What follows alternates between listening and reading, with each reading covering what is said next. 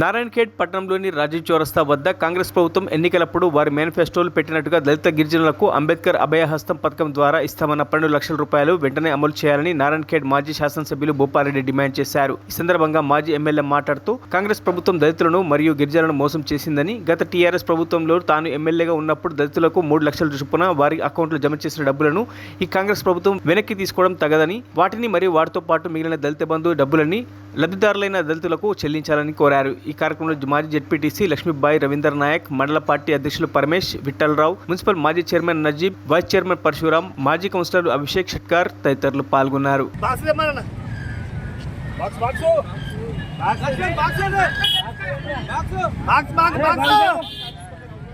బానిసల్లాగా ఉండాలనేది ఈ కాంగ్రెస్ వాళ్ళ ఆలోచన. కాబట్టి మీరు దయచేసి కళ్ళు తెరవండి, ఇప్పటికైనా కళ్ళు తెరవండి. ఆ కాంగ్రెస్ వాళ్ళ మాయ మాటలు పడి మీరు ఇబ్బంది పాలు కావద్దని చెప్పేసి మీకు విజ్ఞప్తి చేస్తున్నాం. ఒక 50 సంవత్సరాలు వాళ్ళు పాలించారు. నేను కేవలం 5 సంవత్సరాలు చేసిన.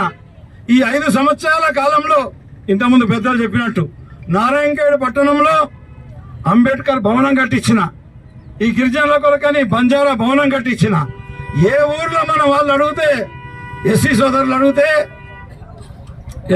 అడిగితే కాదనకుండా, అడిగిన వాళ్ళకు ఒక్కరి కూడా కాదనకుండా 5 లక్షల రూపాయలు, 10 లక్షల రూపాయలు మీ ఆత్మ గౌరవ భవనాలు, కమ్యూనిటీ హాళ్ళు మంజూరు చేసి ఎన్ని చేశారు కాంగ్రెస్ వాళ్ళు చూపెట్టమని. 50 ఏళ్ళల్లో నేను 5 ఏళ్ళల్లో ఇన్ని చేసిన. సుమారుగా 150, 200 కమ్యూనిటీ హాళ్ళు కట్టించిన. అంటే వీళ్ళు మీకు ఎవరికైనా ఏం చేసిందో ఆలోచన చేయండి. సరే, అది ఆలోచించదు కాదు. తర్వాత ఇందిరమ్మ ఆత్మీయ భరోసా అని పెట్టారు. ఇది మీకు అడగలేదు నేను. మీకు ఇందిరమ్మ ఆత్మీయ భరోసా అంటే వ్యవసాయ కూలీలకు 12,000 రూపాయలు ఇస్తామని ఇందిరమ్మ ఆత్మీయ భరోసాలు అని చెప్పి మీటింగ్లు పెడతా ఉన్నారు. ఈ సభకు వచ్చేసిన వాళ్ళల్లో ఒకరికన్నా 12,000 రూపాయలు వస్తే చేతులు ఇవ్వండి అన్న. వచ్చినారా? రాకపోతే ఇట్లానండి, వస్తే ఇట్లానండి. అలా చేస్తున్నా దళితులు. ఎవరు మనం అంతా కూలిపోమా బాబా? పోదామా బామా? ఎన్ని ఎకరాలు ఉంటుంది మీకు? ఒక్కోళ్ళ భూమి 1/2 ఎకరు, 1/2 ఎకరు, మా అంటే ఎక్కడికి ఎక్కుంటే వాళ్ళకన్నా ఎక్కరు, ఇంకోటైనా కష్టపడి సంపాదించుకుంటే 4 ఎకరాలు, 5 ఎకరాలు.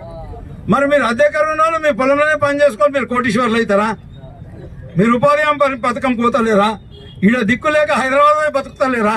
మీ అందరికీ ఎందుకు ఇవ్వద్దు ఇందిరమ్మ ఆత్మీయ భరోసా అని చెప్పేసి అందరికి ఇవ్వాలని నేను డిమాండ్ చేస్తున్నా.